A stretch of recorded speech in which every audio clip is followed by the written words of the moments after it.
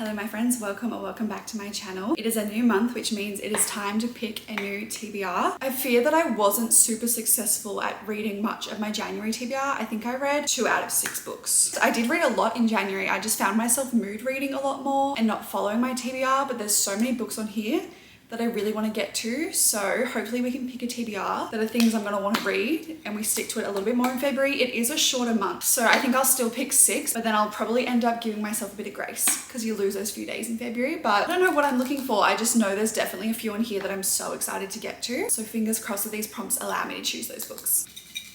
Alrighty. Prompt number 1 is a book you keep saying you'll read next. This means it's a book that I've definitely been putting off.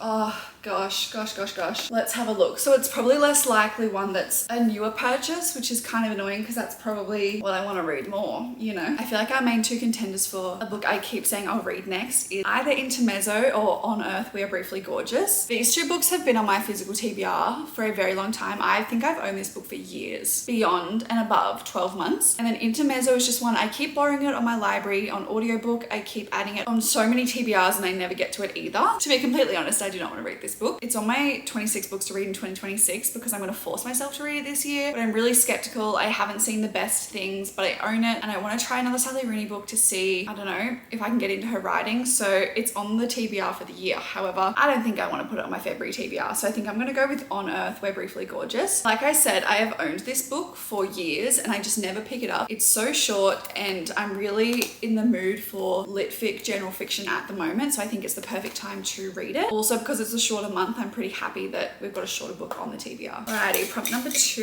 is a book under 300 pages. I don't know how many are going to be under 300 pages, but I know this one is. Well, might have shot ourselves to the foot with that one. I wonder if there's any more. These ones look quite short. Okay, so both of these Tara Jewett books I think are going to be under 300 pages. I wonder if Heartbreak Hotel is under 300. Nope.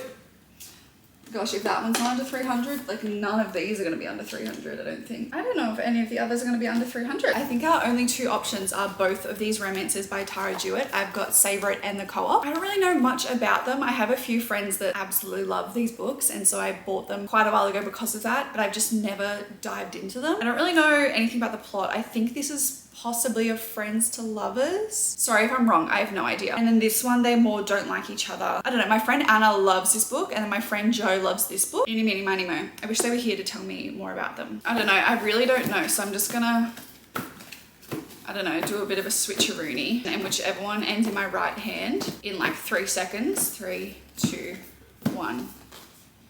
Okay, Savor It. I don't know why that was so hard to decide, but I just really don't know enough about them to pick between the 2. I think this one is possibly her earlier release, like earlier than this one. I don't know much about these books, but it's a quick read. It's only, like I said, under 300 pages. And so to have 2 short books to start our TBR for a short month just feels like we're heading in the right direction. Prompt number 3. A book with a number in the title. All right, what have we got? What have we got with a number? None of those. None of those. None of those. Do I have any? Got 2 options, both fantasy options, which is a little daunting. I probably prefer to read fantasy more in the autumn winter time, and it's still summer here. We've got One Dark Window and 6 of Crows. I think both of these are on my annual TBR actually, now that I think of it. The difference, I feel like most people know what these are about, but this is more of a heist situation and I think it's like right up my alley for fantasy books. And then this one is more gothic fantasy, I would say, from what I've heard at least. If I'm gonna have to read a fantasy in the summertime, I think I'd prefer for it to be a fun heist than a gothic, witchy, fantasy, spooky situation. This one feels a lot more like I would prefer it in autumn and winter and it would suit the vibes. Whereas whilst this one might look like that, I think it could still be a bit of fun. I think we're gonna go with 6 of Crows. Okay, our 4th prompt is a book with a map inside.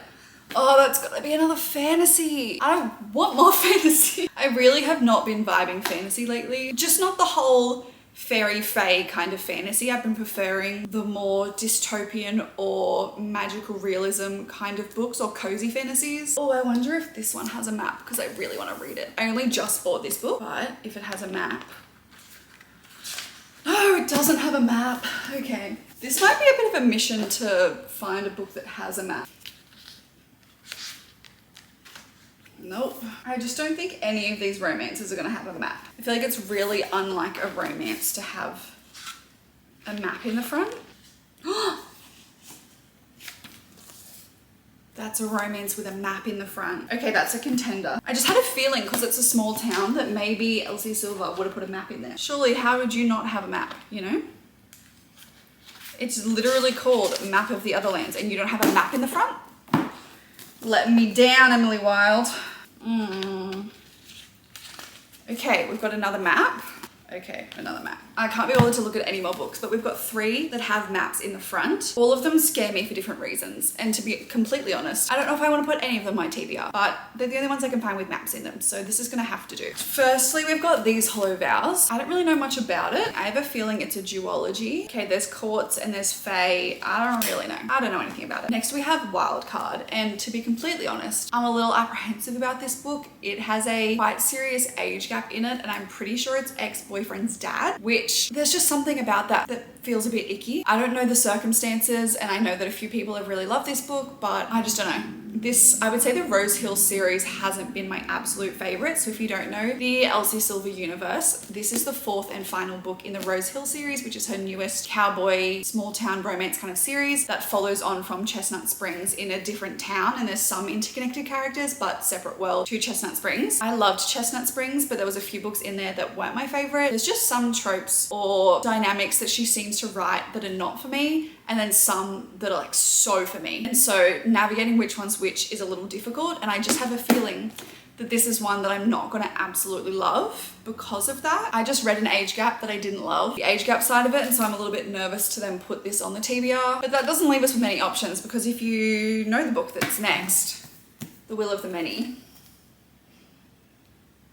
I don't even want to know how many pages this is, but I have seen so many good things, and the map is really cool. It's like a color map at the front. I don't know, maybe I want to do The Will of the Many. I've seen so many good things about it. Like, my hesitancy to put it on the TBR has nothing to do with the quality of the work that I assume it's going to be. It's just the length. But I've seen so many people love it and say that it doesn't, I don't know, feel that long, but it is indeed, 680 pages, but it's a tall print, I guess. And it's not necessarily, I don't know, the biggest writing in the world. It feels irresponsible and a little reckless, but I think I'm gonna do Will of the Many. I'm nervous I won't get to it because of how chunky it is, but out of the 3 books we've got here with maps, this is the one that entices me the most, and I'm really trying to read quality over quantity this year. So even if I don't finish the whole TBR, but I finished this book, I would be so happy if I loved it. So in going with that theme, we're gonna put Will of the Many on the TBR. Okay, prompt number 5 for our TBR is a book from your favorite genre. Ooh, I feel like my favorite genre has been shifting lately. I would say that it used to be romance, but now,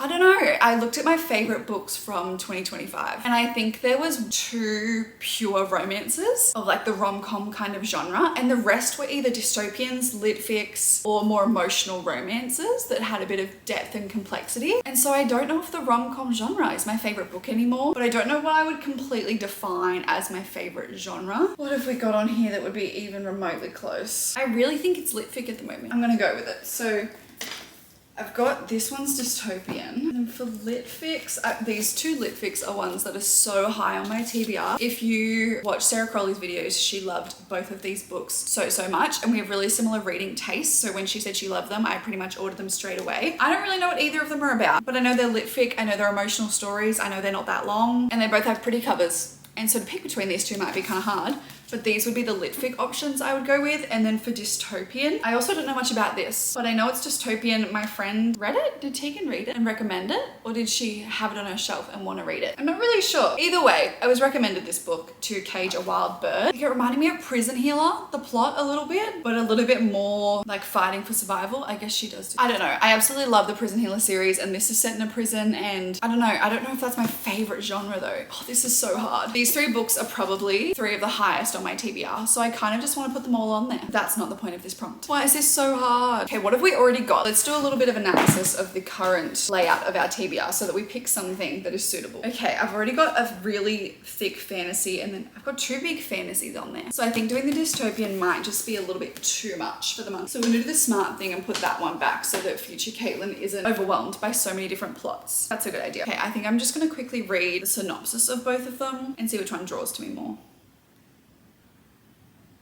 I think I'm gonna go with The Bright Years. I have heard a lot more about this one and a lot of people loving it, and it's super high on what I think I'm gonna give a 5 star. So I think I'm gonna go with The Bright Years. But to be completely honest, I wouldn't be surprised if I also picked this up in February, even if it's not on the TBR. Our 6th and final prompt.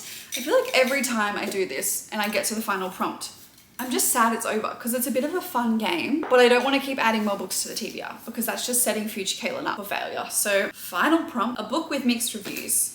Great.